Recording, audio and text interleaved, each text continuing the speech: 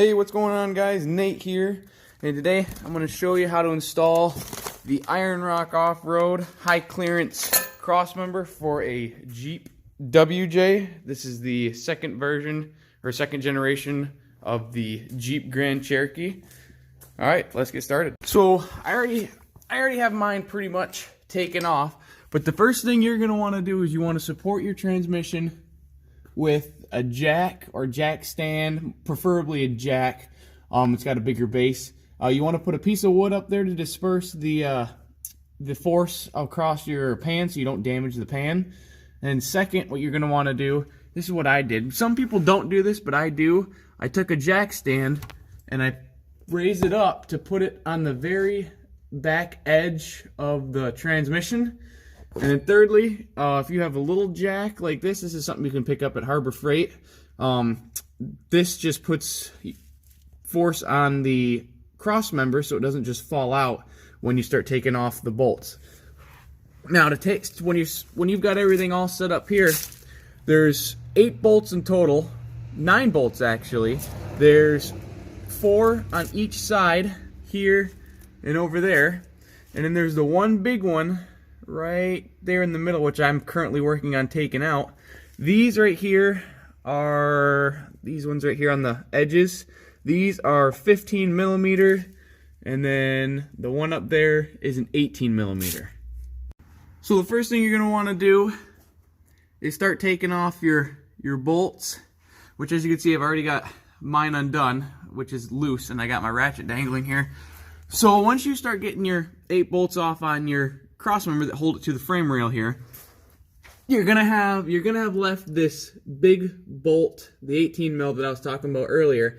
It's got a nut on the end, which is also an 18 mil. I already have the nut taken off, but the bolt on mine was pretty seized up in there. So what I did, it doesn't really matter what order you do it in. You can get to, if you can get to that one, you know, with your tools, great, do so. I found it easier for me to take off all 4 bolts off my cross member first and then get to this.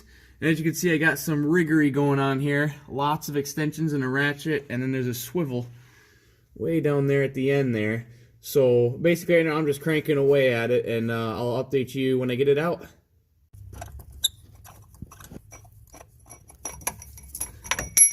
There, it's off.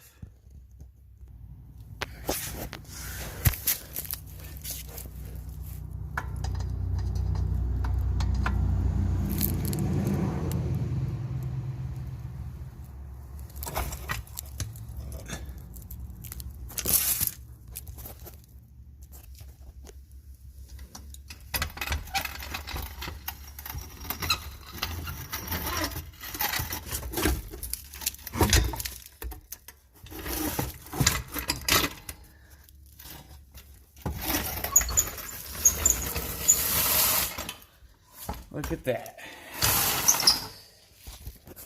She's out. Alright, so here they are side by side.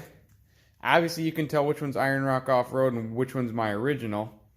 So the key differences for these are, the reason the IRO one is so high clearance is they brought the trans mount inside of the cross member instead of a hollow cross member and putting the mount on the top.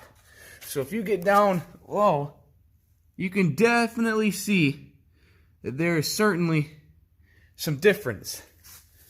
And then another thing you want to take note of is that if you notice that this has an offset, and this one doesn't necessarily have an offset, but the holes are offset in the mounts. These look like the whole mount is offset. And another thing is that once you figure out which side, this is the way it goes in the Jeep. This is the way I took it out, so the offset goes that way. It goes towards the front of the car. So the small side right here goes towards the front of the vehicle. And then the other thing you want to take note of is the exhaust. So they kindly made a slot for your exhaust to go, which passes through here and here. Since you're bringing the crossmember up, you have to make space for your exhaust system. This side has a notch taken out. I'm not sure why they ended up doing that, but you'll notice that this side is slightly higher than these. So this is the side that the exhaust goes on, meaning that's how you tell which way the offset goes. Just by looking at these two, I can tell which way the offset goes. But it's also good to take note that this is where your exhaust system is going to be. So this is the old one and some old hardware. As you can see, it's got a few holes. This is why I wanted to replace it, because it was getting really bad. And you can see cracking and chipping along where the tranny mount sits, and holes here, and there's holes down here, and it was getting crunched there. So if your transfer case or transmission cross member is looking like this, definitely replace it as soon as possible. And Iron Rock Offroad was kind enough to supply new hardware. So if you're just going with installing the cross member, they have specific instructions right here, if my camera would focus. It'd be right here. This is one if you're installing with the transfer case drop, but the one I'm doing, I'm just doing without the IRO front long arm mounts, just new cross member. So what they want you to do is use the outboard bolts, which is the furthest, or which is the closest to the outside of the vehicle. With these here, they're the 3.5-inch hex bolts, and then the inboard bolts, which are the ones closest to the transmission that you took out, are the 1.5. So I had my tape measure handy here, and I measured each one just to be sure everything was fine, and I'm using the correct bolts. So let's go ahead and get the cross member installed. Alright, so all I did was I took the jack, put a piece of wood under it, jacked it up, and I'm currently installing the bolts. I did end up shearing a few off, so I just have some random studs hanging, and I'm going to see if I can put some nuts on there. But before you install your bolts, I did on this one, and I'm going to do it on all of them. I highly recommend putting some anti-seize or grease of some kind on there, so that way it doesn't get eaten. The bolt doesn't get eaten up as it sits up in there. So I'm going to do that on every bolt when I install this. So all you do is you just jack up your new transmission cross member and put the bolts in. As you can see, I got a little bit of anti-seize everywhere. And you just go back and forth from each side to make sure it's level. And then last but not least,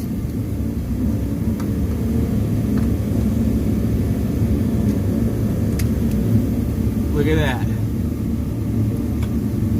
And just like that, ladies and gentlemen, your brand new Iron Rock Offroad cross member is now installed. This is it, fully installed. One last thing that I did want to make note of, so my camera would focus. Right there, that nut used to be on the other side of the trans mount. What I recommend doing is they left this spot right here for your front drive shaft. What I recommend doing is flipping the bolt around so the nut is now on this side, so that way you can get a ratchet in here, so that way you can, if you have to fit an extension or anything to get in there, you have more space to get at the nut on this side. And on the other side, you can just put a wrench or a ratchet on the other side and then rest it against the cross member itself, and you can just start cranking on this nut. But yeah, that's it, fully installed. If you get out on the other side, or outside, it doesn't protrude very low at all.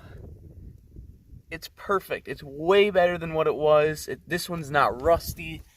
I'm very happy with it so far. Said you did touch me.